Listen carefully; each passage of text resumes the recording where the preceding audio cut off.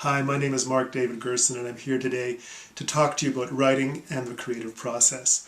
If you want more information about me or my work, please visit my website at markdavidgerson.com. That's my full name, markdavidgerson.com. You can also contact me through that site and find excerpts from my books there as well.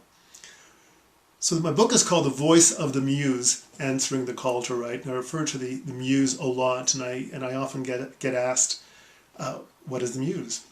Well, originally, I'm going to put my glasses on for this, originally the Muses were Greek goddesses or spirits that inspired people to create. There were, let's see, 1, 2, 3, there were 9 Muses.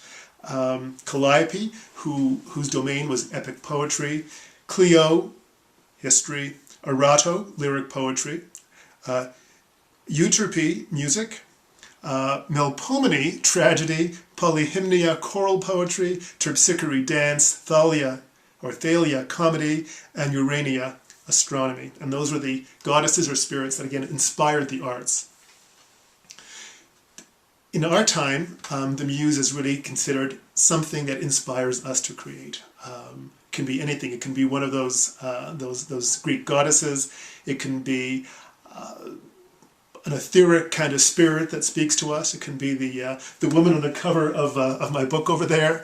It can be anything that is an inspirational energy for us.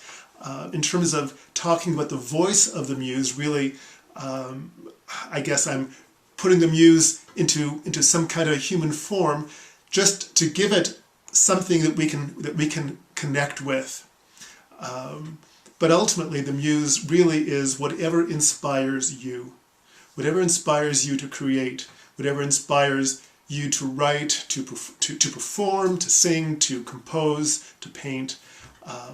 It's the energy, the spirit that underlies what you're creating, and it's what I would invite you to surrender to as you get out of your own way in the creative process.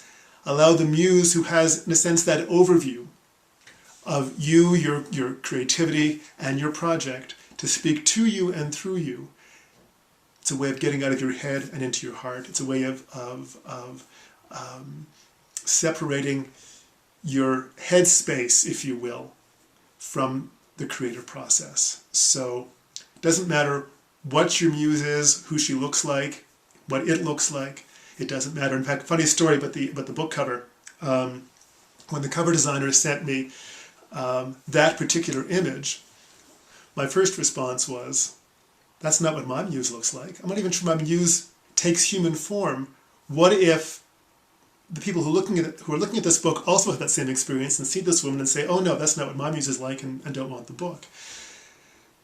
And I said, can you do me a favor and just send me an image for a book cover that has no human form? And he did, and it was lovely, but it didn't touch me. And really, we connect so deeply human to human that this then becomes a wonderful expression, even if your Muse does not take human form, even if your Muse is not a beautiful woman staring into a pool.